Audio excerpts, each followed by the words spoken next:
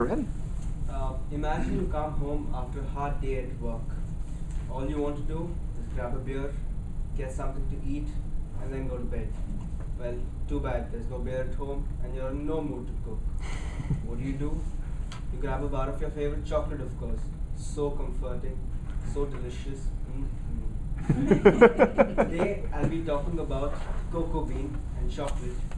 And as a self-confessed chocoholic, I feel so happy about telling you guys about this wonderful flavor and food product.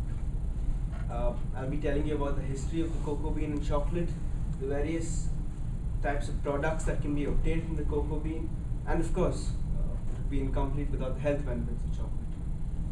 So, coming to the history of chocolate, according to Sophie Coe, who co-authored the book The True History of Chocolate, the Theobroma cocoa tree, from which cocoa beans are obtained, was first cultivated in Central America about 3,000 years ago, first by the Mayan civilization and then by the Aztec civilization. They held these beans in high esteem and used them as currency and also offer it to their gods. They brewed a bitter drink without milk and sugar, which they called zocolate, from which the modern word chocolate has been derived.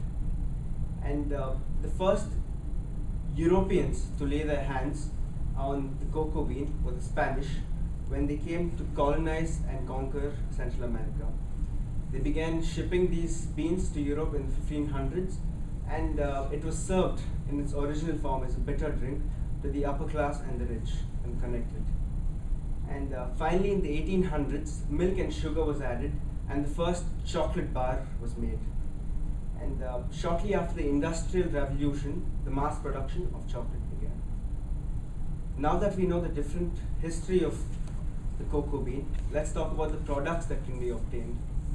After a long process of harvesting and production, three main products are obtained: cocoa butter, chocolate liquor, and cocoa powder. These three products depend upon the quantity and the temperature of the beans that are used. And the concentration and quality of these three products determine the kind of chocolate and the chocolate flavor that is produced. The,